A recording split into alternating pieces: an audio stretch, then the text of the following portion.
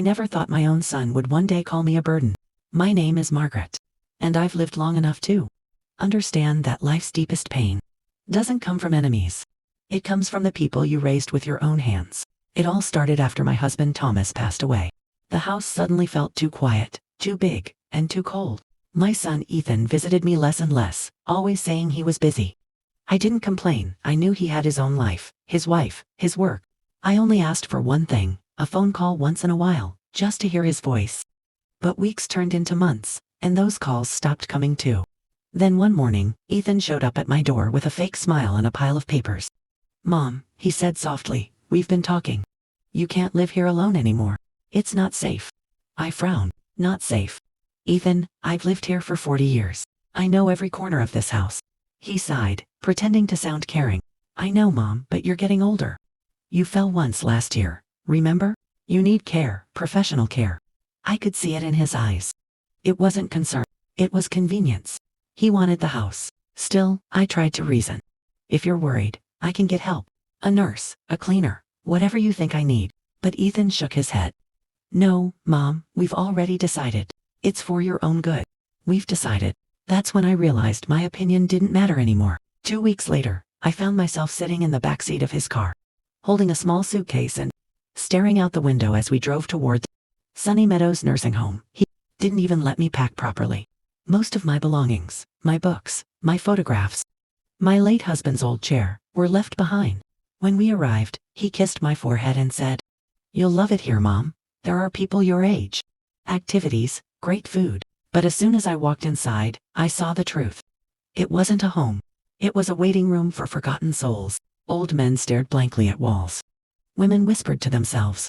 And the smell of medicine hung in the air. I felt my heart sink. When I turned around to ask him to take me home, he was already gone. That night, lying in a narrow bed, I stared at the ceiling and whispered, "So this is what it feels like to be left behind." But I wasn't going to cry. Not yet. Because while Ethan thought I'd fade away quietly, I was already planning something else. Something that would remind him that mothers may age, but they never forget. The next morning, I woke up to the sound of a nurse's shoes squeaking across the tiled floor. The air smelled of disinfectant and stale coffee. I wasn't used to this kind of silence, the kind that made you feel invisible. Breakfast was served at 7. A bowl of oatmeal, a slice of toast, and a cup of lukewarm tea. Around me, other residents sat quietly. Some staring out the window, others lost in memories. The woman beside me, Agnes, looked up and smiled faintly. "First day?" she asked in a weak voice. I nodded. Yes, my son thought this was best for me. Her smile faded a little. Mine said the same thing. 5 years ago. I glanced around, nurses chatting, old people waiting for their pills, a few staff members rushing to meet their shift quotas. It wasn't cruel here, but it wasn't home either. It was the place where love went to die quietly. After breakfast, I asked the head nurse, "Can I make a phone call to my son?" She nodded, pointing to a shared phone near the wall. I dialed Ethan's number, my hands trembling slightly. He answered on the third ring, sounding distracted. "Mom, hey, everything okay?" I took a breath. "Ethan, I'm not happy here. It's cold, and I don't belong with strangers. Please, let me come home." He sighed that deep, annoyed sigh I'd known since he was a teenager. "Mom, we've talked about this. You're safe there. You'll get used to it. I can't keep worrying about you all the time." "Worrying about me?" I repeated quietly. "Or worrying about your convenience." "Don't start, Mom," he said sharply. "I have a lot going on. I'll visit when I can. Bye." The line went dead. I stood there holding the receiver, the cold plastic pressing against my ear long after the call ended. A nurse walked by, gently patting my shoulder. "They all say they'll visit," she murmured, "but they rarely do." That night, as I lay awake listening to the faint hum of the hallway lights, I made a promise to myself. If Ethan thought I'd fade away quietly, he was wrong. I wasn't confused, and I wasn't finished. Over the next few days, I began talking to the staff, not out of desperation, but curiosity. I learned how the facility worked, who handled what, and most importantly, how communication between residents and family was managed. One evening, I overheard 2 nurses talking near the front desk. "You know, some of these families don't realize, if residents stop paying for premium care, we have to call the state." That sentence stayed with me. If residents stop paying for premium care, a plan began forming in my mind. I didn't need revenge through anger. I needed justice through wisdom. Ethan wanted to take everything from me, the house, my peace, my dignity. But what he didn't know was that I still had one thing left: control. And I was going to use it. A few weeks passed in that quiet, lonely place they called a home. I learned every hallway, every schedule, every face. I smiled when the nurses spoke kindly and listened when the other residents shared stories about the families who'd left them behind. Some of those stories broke my heart, but they also strengthened it.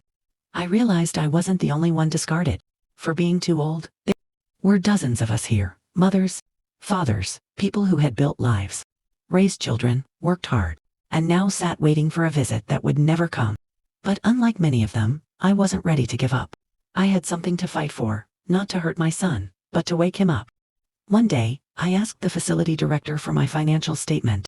When I saw it, my suspicions were confirmed. Ethan had transferred my house, my savings, and my pension account under his management for convenience. My heart ached, but I didn't cry.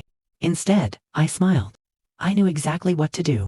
Before Thomas passed away, he had made me owner of a small plot of land we never told Ethan about, a piece of property we kept in my name for sentimental reasons. That land had quietly appreciated over the years, worth far more than I ever imagined. So I called my late husband's old lawyer, Mr. Harris. He was surprised to hear from me. "Margaret, it's been years. How are you holding up?" "I've been better," I replied softly. "But I need your help," quietly. Over the next few days, I worked with him to transfer that property and a part of my remaining savings into a new trust. A trust that would go not to Ethan, but to a cause that mattered. A scholarship fund for children raised by single mothers. Then, I did something even more unexpected. I instructed Mr. Harris to send Ethan a notice, an official letter informing him that his access to my finances had been revoked and the estate reassessed for misuse. When Ethan received that letter, he called me immediately, his voice tight with anger. "Mom, what the hell did you do? Why would you revoke my access? You're in a nursing home. You need me to manage things." I smiled into the phone. "Do I? You said I was too slow, too old, and too much of a burden. I thought I'd lighten your load." "Mom, this isn't funny," he snapped. "No, it isn't," I said calmly.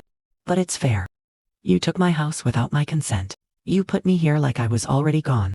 So now, I've taken something from you, your control." He fell silent. I could hear him breathing hard, the weight of guilt starting to settle. "You can't just—" "I can," I interrupted gently. And I did. Because, Ethan, sometimes life teaches us lessons the hard way. Consider this one of them. I hung up the phone with shaking hands. But my heart felt lighter than it had in years. It wasn't revenge, it was justice, wrapped in love. And I wasn't finished yet. After that phone call, days passed quietly, but not peacefully. At least not for Ethan. I could tell from the flood of voicemails he left that he was spiraling. He wasn't angry anymore. He was desperate. At first, the messages were furious. "Mom, you don't understand what you're doing." Then they turned pleading. "Please, can we just talk?" And finally, broken. "Mom, I'm sorry. I didn't mean for things to go this far." But I didn't call back. I wanted him to sit in that silence. The same silence he'd left me in when he drove away from the nursing home parking lot without a backward glance. One morning, the facility manager, Mrs. Clark, came into my room smiling. "Mrs. Porter, you've been approved for your transfer." "Transfer?" I asked. "Yes," she said. "Your attorney arranged for you to move into an independent living suite at Silver Meadows. It's closer to town, more privacy, more freedom. You'll have your own small home." I felt a tear slide down my cheek. I hadn't expected that. It was my own quiet victory, proof that I could still stand, still live, still choose. When I moved into Silver Meadows, I brought with me only a small suitcase, a photo of my late husband, and a notebook. I began writing everything that had happened. Every emotion, every memory of Ethan as a little boy. I didn't write out of anger. I wrote because I wanted to remember what love felt like before betrayal. Weeks later, Mr. Harris came to visit. He sat across from me, smiling like he'd been keeping a secret. "Margaret, your trust fund for the scholarship has been officially launched. We've already received our first batch of applications, and—" He leaned forward. "I've also arranged something else you requested." I nodded. "The letter." "Yes," he said. "It's ready. Shall I send it?"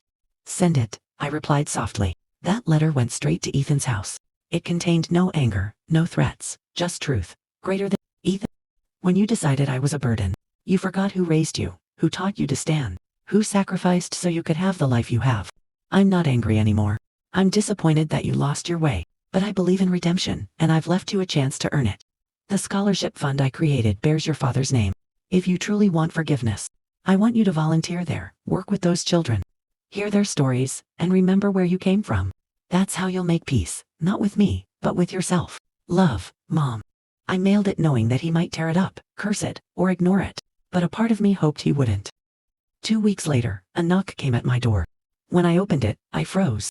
Ethan stood there, thinner, paler, eyes red from crying. In his hands was the letter. Mom, he whispered, voice trembling, I don't deserve you. But please, can I come in?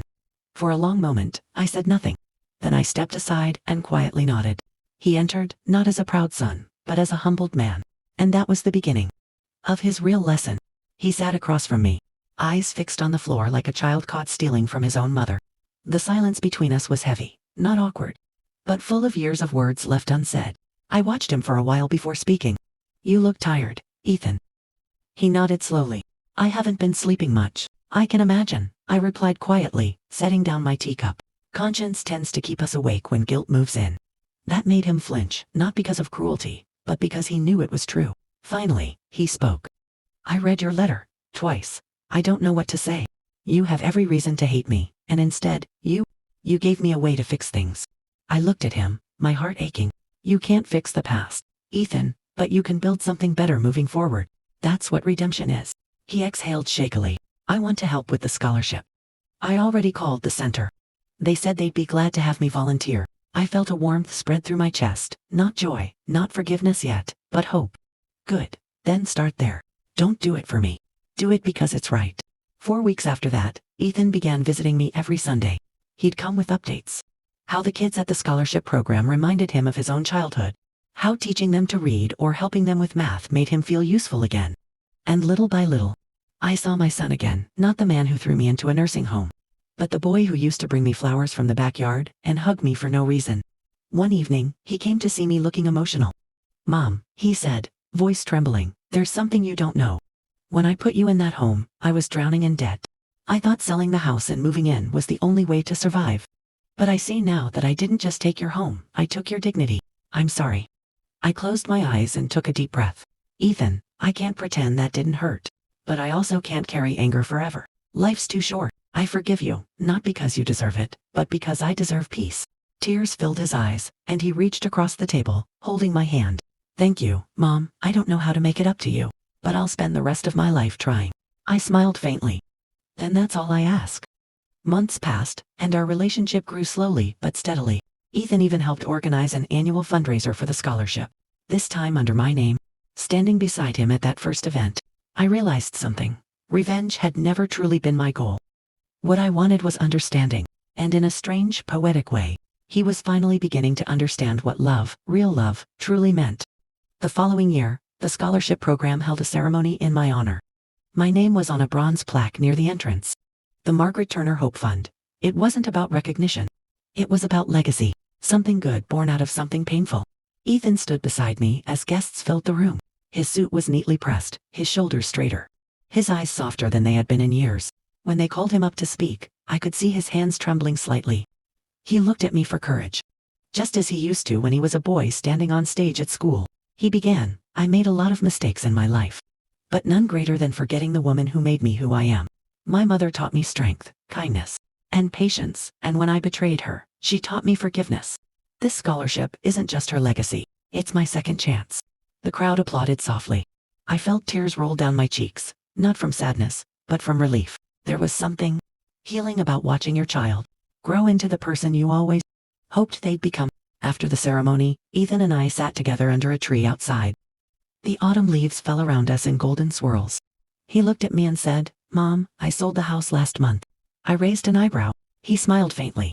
I donated the money to the foundation. I figured it was time that house did some real good, instead of sitting there as a reminder of what I did wrong. I stared at him in silence for a moment. My son, the same man who once abandoned me for comfort, was now choosing compassion over convenience. It was poetic in the purest sense. Ethan, I whispered, I'm proud of you. He nodded, eyes glistening. I just hope I can keep making things right. I placed my hand over his. You already have. Life isn't about never making mistakes, it's about who you become after them. We sat there for a long time. The sound of children laughing nearby filling the air. Children who would benefit from the scholarship, from hope, from a second chance, just like Ethan had. That night, when I returned to the nursing home, I looked around my cozy room. I realized I no longer felt trapped. I wasn't there because I'd been cast away anymore. I was there because I chose peace. In the end, revenge didn't give me peace, love did. The same love that once made me cry now healed me completely. As I drifted to sleep, I thought about my son, about forgiveness, about how life's cruelest moments often become our greatest teachers. Sometimes, when people throw you away, they think they're burying you, but really, they're just planting a seed. And when that seed grows, when you rise again stronger, wiser, and kinder, that's when they finally see your worth. Because forgiveness isn't weakness. It's the quietest, most powerful form of strength. Tell me in the comments how you felt about my story and where you're watching from. Don't forget to subscribe to my channel so you can hear a brand new story every day. Only on Tales with Granny.